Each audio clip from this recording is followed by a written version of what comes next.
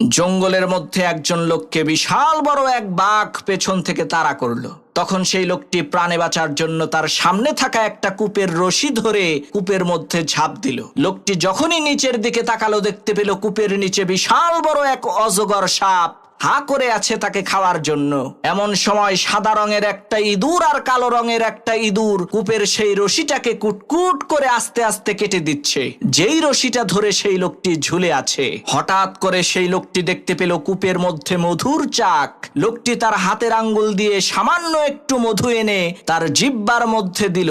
মধুর স্বাদ আর মিষ্টতা কূপের উপরে বসে থাকা হিংস্র বাঘ, কূপের নিচে হা করে থাকা ভয়ঙ্কর ওই অজগর সাপ, সাদা আর কালো রঙের ইঁদুর সবকিছুর কথাই লোকটাকে ভুলিয়ে দিল। প্রিয় ভাইরা আমার, ওই লোকটার কেউ না, ওই লোকটা আপনি নিজেই। কূপের উপরে দাঁড়িয়ে থাকা ওই বাঘটা হচ্ছে আপনার মৃত্যু, যা আপনাকে প্রতিনিয়তই পেছন থেকে তাড়া করছে। আর নিচে বসে থাকা ভয়ঙ্কর ওই অজগর সাপ হচ্ছে আপনার কবর, যেখানে অবশ্যই আপনাকে যেতে হবে।